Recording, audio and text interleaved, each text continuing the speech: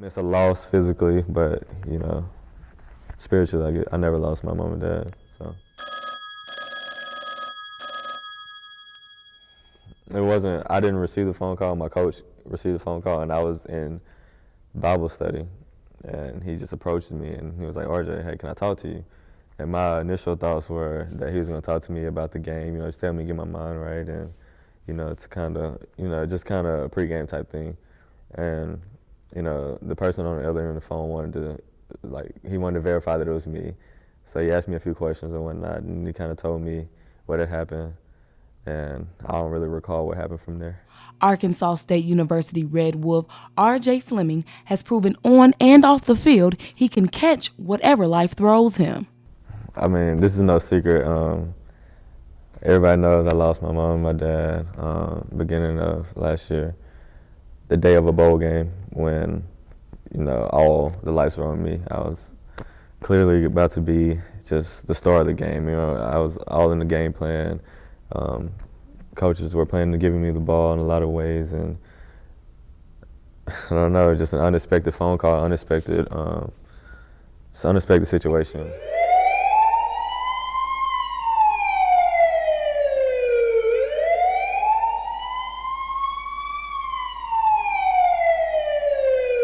I don't know, ever since then, God has just used me. It's crazy. He's grown me up so much, and I literally have a kid of my own now. My little brother's 16, and I never would have thought at 21 that I would have to grow up so fast. And just most and foremost, I seek peace from God only, and that's the only thing that's ever worked for me. Not saying that I've ever turned to anything else, but that's just the way my parents have raised me. But it's been solidified that God is amazing, and He does take care of His children. And so that's the only thing that I've ever turned to, and that's the only thing that I want to turn to, really. So. 17, Applin throws out left side, caught by Fleming. Inside the 15, breaks a tackle across the 10. 5, diving for the pylon. No signal. So when did you fall in love with football? I don't remember a date. I don't remember a time. I just know, I grew up and I was obsessed with baseball, and transferred to a small private school, which I wasn't going to until I got to 8th grade. And I just remember the guys I played on the team with, just seeing their passion for football, just seeing how they wanted to go out there and work and be good at football, and it just kind of carried over to me, and I don't know, it was contagious, and I just started to love football. And my parents didn't like it because obviously your parents don't want to see somebody who's 130 pounds go out there and play football. They wanted to see me pursue baseball, but my parents are the type of people that whatever makes me happy, they'll stick behind me. So every year it just started dawning me more and more, and here I am. So Fleming's hard work ethic and dedication has shown the world that size does not matter when it comes to football. Receivers, 2 to the right, Jarbo to the left, throw it complete to Fleming, out across the 35, first down, breaks out of a couple of tackles.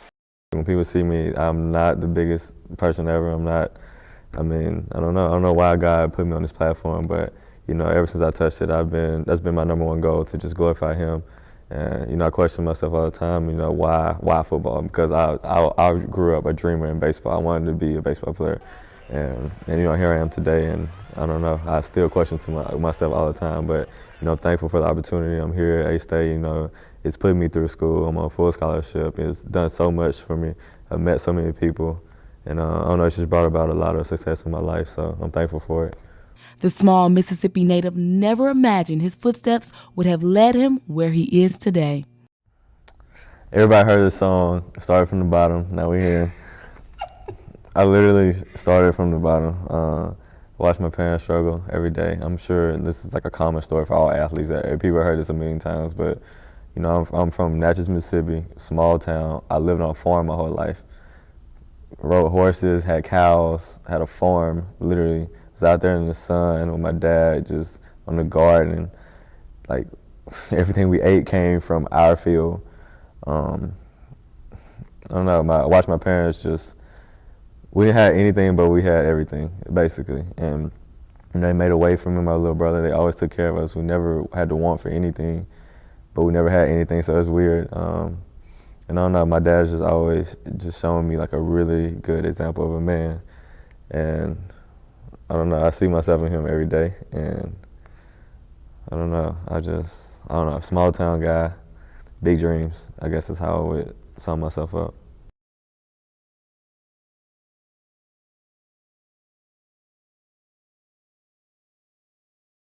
I mean, for me personally, it was weird because obviously I told you like what happened with my parents on the last year's bowl game, and so I spent that bowl game in front of the TV watching, and just to be there this year in front of just there actually witnessing success and history with my boys, it was touching, it was moving, and like there's a time where you can just honestly say like you deserve something. We worked so hard, like I don't ever remember playing for a team that I've ever like worked this hard, and just even through the summer, we had that plan. We marked on the calendar like, man, this is what we're working for. So every sprint we did, every rep we did in the weight room, we had that in mind the whole time. So it's kind of like, I mean, at the end of the day, like you don't want to say like you expected to be there, but I mean it's obviously a blessing to be there. But at the end of the day, like we worked hard for it, and then like I can honestly say we deserved it. So it was amazing, really. It has been his faith in God and his walk with Christ that has made R.J. Fleming the man we know today. Everything, in one word. Like there's nothing else I can say. God is everything, and it's crazy because like, I mean, honestly, all of us, we do so much wrong every day, but God's love never changes, and so that's the most humbling thing, especially for myself. When I think about my past life, when I think about, just even life today, like I'm not perfect at all, but I serve a perfect God, and so, I don't know, it's just amazing that somebody would, just offer their son on the cross for somebody who does not deserve life in general, and to have a chance at eternity, so God is everything.